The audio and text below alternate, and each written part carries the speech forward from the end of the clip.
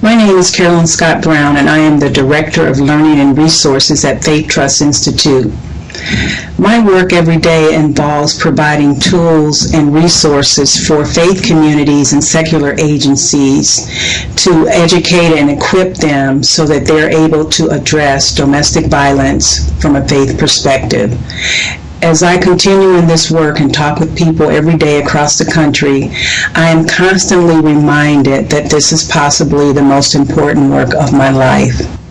There are many aspects of this work, but the 16 Days of Activism Against Gender Violence campaign asks us to look at a more critical issue. That issue is the proliferation of small arms around the world and the role that they play in domestic violence. There are many things that we know. One thing that we know is women are 3 times more likely to die a violent death in a home where there is a gun. Women are threatened and intimidated every day in their homes by a batterer who owns a gun. There are over 900 million small arms around the world, and over 75% of these arms are in the hands of private individuals, and they are stored in their homes. Think about it. Those numbers are staggering. This is an issue that is very close and dear to my heart because a woman in my family was shot to death in her home by her batterer. It was a terrible tragedy for my family, and it's something that we will never get over, but we're learning to live with it. I know that you know of a woman in your community who was killed by a gun in her home. It's something that we hear about every day. So I ask you, how many women around the world would still be alive if their batterer had not owned a gun?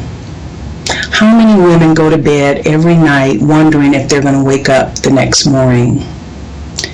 The issue of disarmament is crucial to our work to end domestic violence around the world. So I ask you, can you imagine how horrible it would be to live in a home where you knew at any second you could be shot and killed? It's just unbelievable to think about living that way. There are many things that we can do to take action. One of the things that we can do is to get involved in advocating for gun control and changing gun laws. In some parts of the world, batterers are not allowed to own guns or to store guns in their home. We can advocate for policemen and law enforcement personnel to get training that helps them deal more effectively with gun violence. They are usually the first responders. When a woman takes action to report violence, we need to make it easier for her to do that, and we need to be there to support her in her efforts to gain safety. We need to call on people to hold batterers accountable, and we really need to disarm batterers around the world.